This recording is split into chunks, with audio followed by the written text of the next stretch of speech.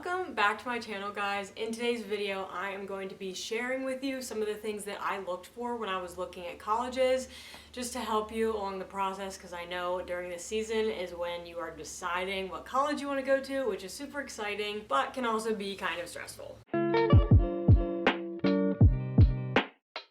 The first thing to look for is class size. So personally for me, I wanted a similar environment to my high school. I only had about 20 students per class and I really enjoyed that. So I wanted a college that was around the same size. And so the college that I go to currently is around like 2,300 students. And all of our class sizes are between 15 to 25 on average. And then some of our more general education classes have around like 70 some people. The next one is religious groups or clubs. So personally for me, I'm a Christian, and so I wanted to make sure that I went to a campus where I was going to have a community. And for me, I had to make sure that there was a Christian club on campus because I wanted to get plugged into that and I wanted to make sure that I had a good community. And then other clubs, just make sure that they have some things that you're interested in. This isn't like an end-all be-all because you can start clubs yourself and you're gonna find friends that have the same interests and are gonna want to do the same things anyway. The next one is scholarships. It's super important to weigh out the amount of tuition that you're gonna have to pay and the amount of scholarships that they're giving you.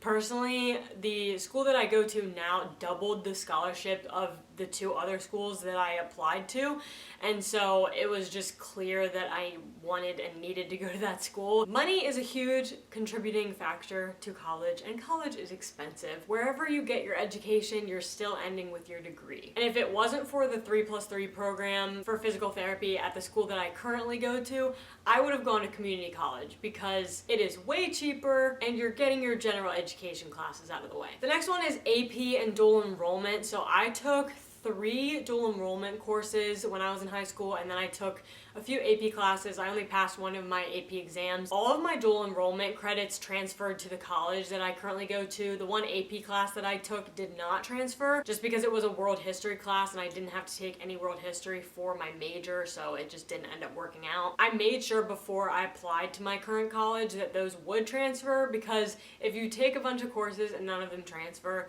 then that's kind of just a waste of money in general. The next thing I would look at is the acceptance rate of the college and also how many students they accept into certain programs. So for me, I had to get accepted to the school first and then get accepted into the PT program. The number of students that got accepted at my school was around 90 into the PT program specifically, and they said that they do that because usually only half of the people that get accepted end up coming to the school anyway. So that was huge. The other school that I applied to, only 10 people that applied to the program actually got into the program, which I just thought was crazy. And I wouldn't let that completely defer you from applying to the school, but just kind of keep that in mind when you're applying to different schools. The next one is SAT and ACT scores. I never took the ACT.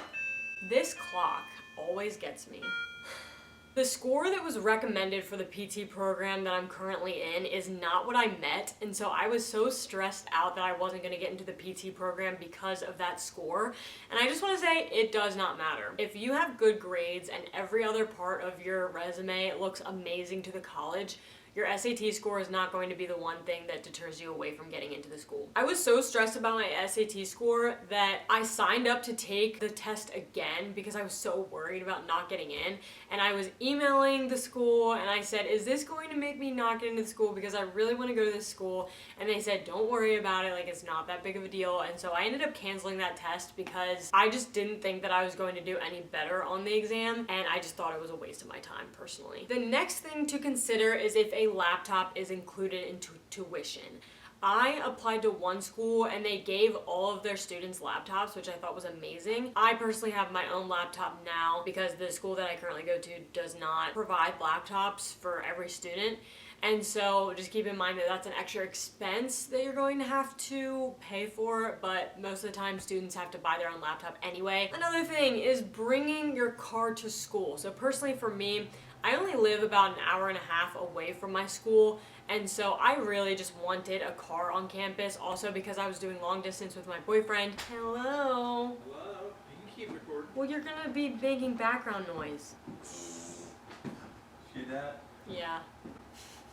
Personally for me, I wanted to go home when I wanted to go home. I didn't want to rely on my parents to come pick me up every time that I wanted to come home. I met up halfway with my boyfriend almost every weekend to every other weekend, and so it was just not realistic for me to not have a car on campus. And luckily they allowed cars on campus, because a lot of schools do not allow freshmen to have their cars on campus. And also cost is a big thing. So personally for me, my freshman year, it was only $30 for the whole year to keep your car on campus.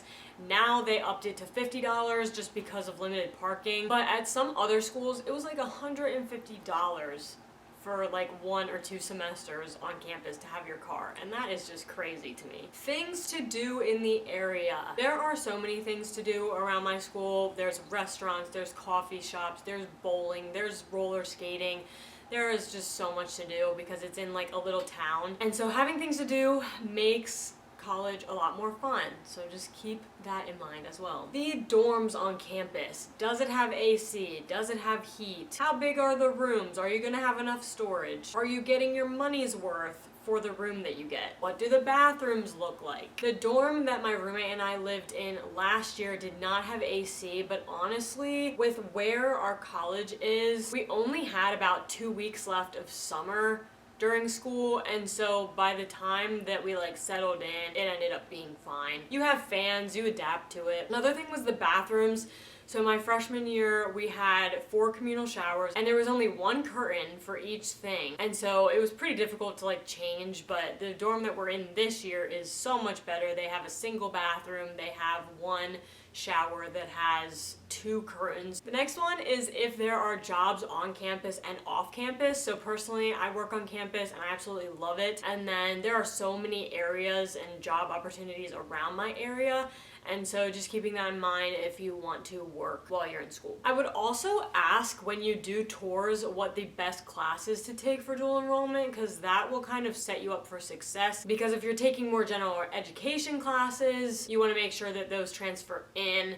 I wouldn't recommend taking classes that are required for your major at a different school than you plan to attend. I would also look to see if they have a course outline for the specific program that you're going to for your major, to see the types of courses that you're going to be taking, to see if that's something that you are interested in, or if you're required to take courses that you might not like. For example, one of the colleges that I was applying to, they had a bunch of general education classes that just were not necessary in my opinion. And then the school that I currently go to, it's accelerated and they have everything specified, so it's exactly what you need to know for physical therapy. They just make sure that they're not wasting your time with the courses that you have to take. And last but not least is food. I don't think food is another one that should deter you from a school, but it is important to make sure that they have food options and that their food isn't super expensive. Ours are $18 a meal, which is absolutely insane. Some of the meal plans are different, but the one that I personally have is like that. And I think we get